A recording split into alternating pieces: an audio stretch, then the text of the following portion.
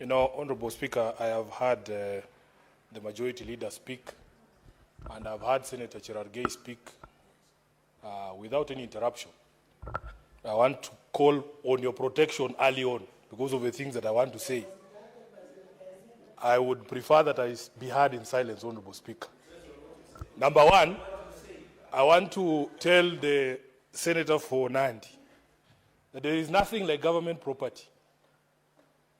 Everything that the government owns is owned by the taxpayer. It's our money. It is ours to do with as we please. So nobody will lecture us about how to misuse our property. Secondly, Honorable Speaker, when we talk about taxpayer money, it is not just the money that goes to the county governments that is taxpayer money. Even the national government money is taxpayer money. It broke my heart, Honorable Speaker, just a few days to see a whole doctor posting on Twitter that after all the noise they made out here, Honorable Speaker, when they were coming here, when they were on strike saying the Senate should do something because health is devolved, after all the push we gave as a house to the medical doctors to push the National Assembly to allocate money to them in the current budget, a whole doctor goes on Twitter and says, "Thank you, President Ruto, for giving us money." That's not his money. That is public money. Honorable Speaker, that is public money. Number two, Honorable Speaker, as a taxpayer in this country, there are very few things that make me happy because we have serious problems with the way that this government utilizes our property. Honorable Speaker, the only time when you drive around this country and you see a road sign that says road maintenance levy, your taxes have been used to improve this road. That's the only time that I feel proud to be a taxpayer in this country. But all these other times, when you talk about people putting their photos everywhere, I have seen governors, whenever there is a tax waiver, his photo is bigger than the message that is in the newspaper. I have seen governors buying billboards. The face occupies 3/4 of the billboard. The message is so small, the rest of the billboard is his face. Honorable Speaker, even this week, I have seen a governor who is my friend, and I have to say this because I want him to succeed.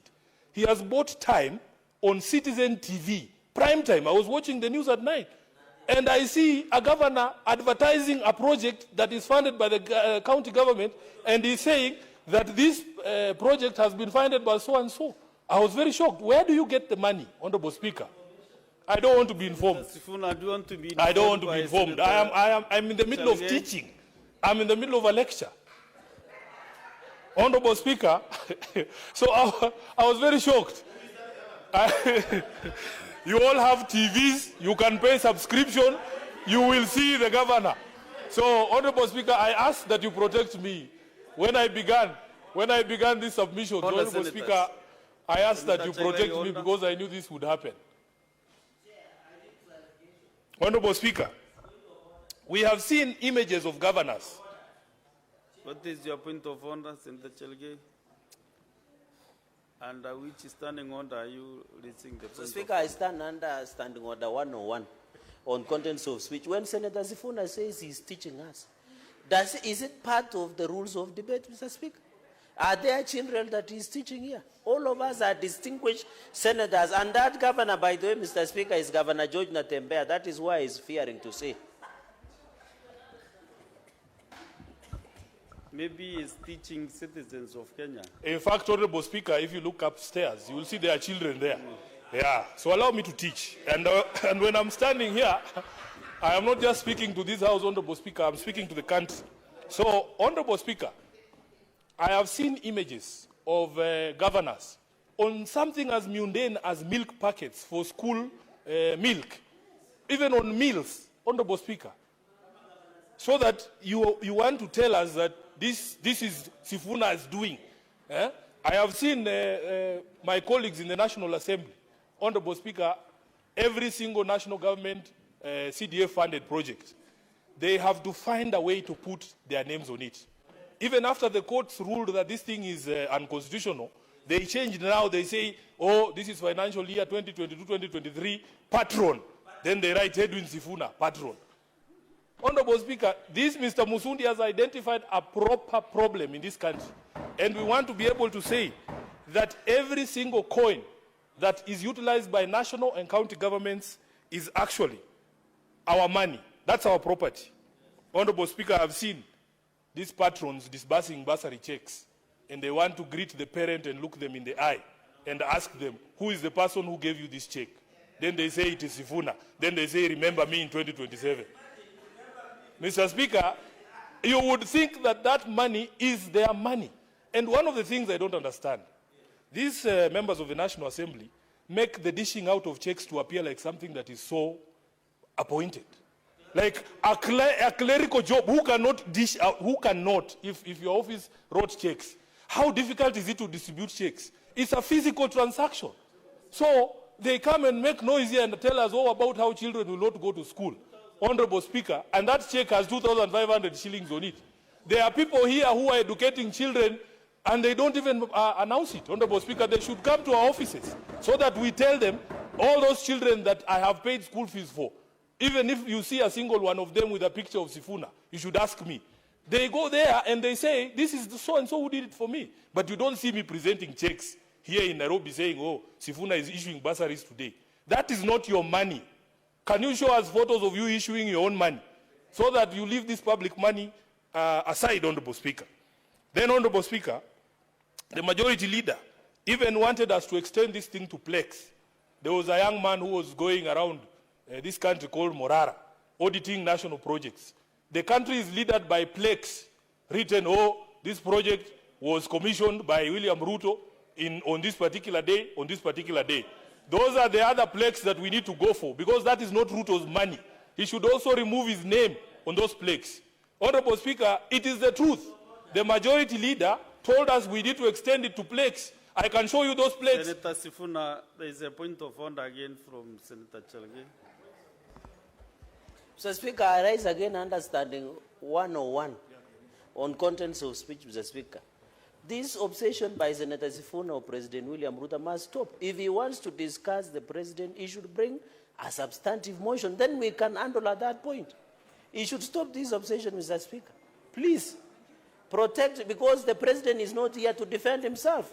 Because when you are making such assertion against anyone, they have a right to be here to defend themselves. But since he's not here, he should just stop dragging. You know, majority leader can defend himself because he's here, Mr. Speaker. Can the honorable senator withdraw and apologize or substantiate, Mr. Speaker? Because when he says there are plaques that are littered with the name of President William Ruto in the country, that is not a statement of fact and standing order 105. Senator Chalage, just a minute ago, you are requesting to be given the names of the governors. You have the plates. No. Also, you mentioned the name of a certain governor. Sit down, Mr. Speaker, can I finish? Speaker, can I finish? Mr. Speaker, can I finish? Too long. Can I finish? Listen, Senator Chalage, since too long cannot make a right. Also, Senator Sifuna, there was a communication from the chair about that standing order to avoid mentioning names of state officers who are not in this house. Maybe unless you bring a substantive motion. Honorable Speaker, Can I finish? No, can I finish? Sit down, Bwana. Sit down. You are not the Speaker. All the down. senators. You are not the Speaker. Mr. Speaker, why is Senator Sifuna ordering me? You are the Speaker. Resume the seat. Resume your seat, Senator Sifuna. Let me finish what I was saying. I'm saying as much as possible, you know, those plaques, those billboards and everything, whatever it is, avoid mentioning names of whatever billboard you saw, so that now we can make progress, Senator Chalge. Honorable Speaker, can I proceed, please? Yes, but Honorable Speaker, we are not discussing officers. personalities. We are discussing our money. The Senator for Narok, Honorable Speaker, came from a time when he was hosting the president in his county. So he came back and told us, oh, we have been given an airport in Narok. The contractors are there day and night. So one time I had been given a lift by a friend of mine. We were coming from somewhere in Western. I said, I want to see this airstrip in Narok that has a contractor day and night. So I asked the pilot to fly over that space. Honorable Speaker, there is a plaque sitting there. There are no contractors there. That young man called Morara has gone around the whole country, has shown us. Even when you go to the so-called stadium in Wote, if you go to Camarine Stadium, you will find those plaques there. Honorable Speaker, we cannot have these gatekeepers of the executive in the legislature. You do your job, let him do his job.